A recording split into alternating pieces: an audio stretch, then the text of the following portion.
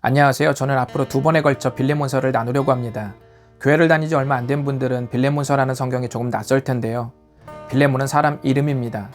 오늘은 빌레몬이 어떤 사람인지 알아보고 그의 신앙에서 도전이 될 만한 은혜를 나눠보도록 하겠습니다. 지금 빌레몬에게 편지를 쓰고 있는 사람은 우리가 아는 사도 바울입니다. 이 편지를 쓸 때 사도 바울이 어디에 있었는지에 대해 몇몇 견해가 있지만 저는 바울이 로마에서 가택 연금으로 갇혀 있다고 생각합니다. 빌레몬은 바울에게 복음을 듣고 예수님을 믿었는데요. 아마도 골로새 지역과 인접해 있는 에베소에서 사업차 내려갔다가 바울에게 복음을 듣고 구원을 받은 것 같습니다. 그러니 이 둘 사이는 친밀하다고 볼 수 있습니다. 바울은 빌레몬을 동역자라고 표현합니다. 또 이 편지 안에서 오네시모라는 사람이 등장하는데요. 빌레몬과 오네시모는 주인과 노예의 관계입니다. 또 다른 성경 골로새서에서 빌레몬과 오네시모가 모두 골로새 교회 사람이라고 기록했습니다. 이를 토대로 봤을 때 빌레몬은 상당한 재력가였고 골로새 교회의 핵심 일꾼임을 알 수 있습니다.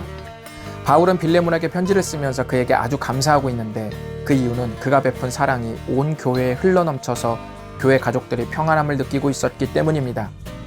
보통 사랑은 자신이 많다고 말할 문제가 아닙니다. 다른 사람에게까지 흘러넘치면 그들의 입에서 자연스럽게 다음과 같은 말이 오르내리게 되어 있습니다. 그 사람은 참 사랑이 넘쳐. 빌레몬은 넘치는 사랑으로 예수님을 향한 믿음이 증명되고 있었습니다.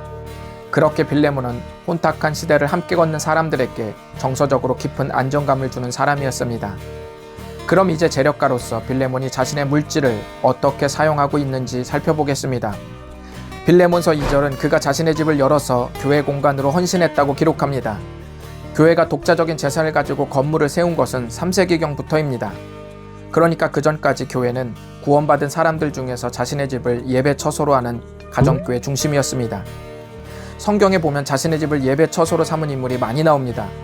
골로새 교회에서 16km 떨어진 라우디게아 지역에는 눈바라는 여인이 그랬고, 빌립보 지역에서는 루디아라는 자주색 옷감 장사하는 여인이 그랬고, 고린도 지역에서는 브리스길라와 아굴라 부부가 자신의 집을 열어 교회로 삼았습니다.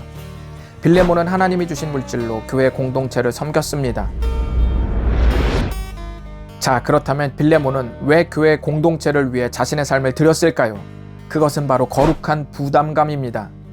빌레몬은 골로새 지역의 그리스도인들이 예배 처소를 삼아야 할 필요에 대해 누구보다 부담감을 가졌을 것입니다.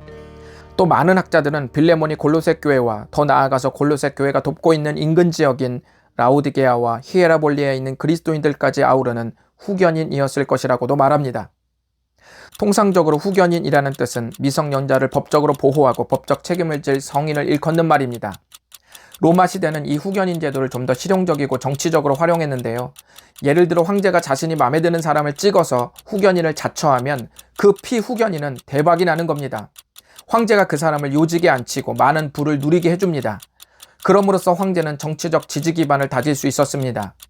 또 그 덕을 본 지방의 총독들은 동일한 방식으로 누군가와 후견인과 피후견인의 관계를 갖고 또 그렇게 세력을 확장할 수 있었습니다.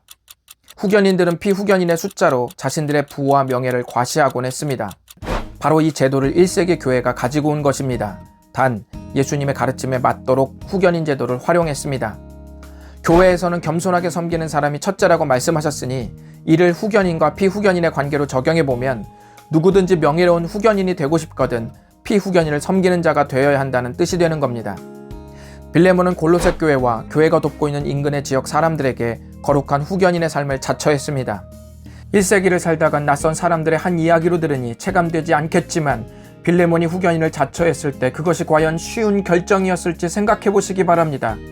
굳이 교회가 아니어도 풍족한 삶을 누릴 수 있는데 이런 일에 휘말리는 것이 너무 귀찮지 않았었을까요? 속으로 이런 생각이 들 수도 있습니다. 왜 바울은 나에게 복음을 전해가지고 예수님을 믿게 만들어서 부담 주는 교회에 다니게 한 거야? 라고 원망할 수도 있지 않았었을까요? 그러나 한 가지 간과한 사실이 있습니다. 거룩한 부담감은 어려운 결정에 직면하도록 만들지만 어려운 결정 후에는 부담감을 준 계기로부터 거룩하신 주님의 역사가 펼쳐진다는 사실입니다. 빌레몬의 이야기를 풍성한 물질로 헌신한 이야기로만 듣지 마십시오. 모든 그리스도인들은 하나님이 주신 각자의 은사가 있고 장점이 있기 때문에 그 부분에서만큼은 누구보다 부요한 사람일 수 있습니다. 주님은 말씀하십니다.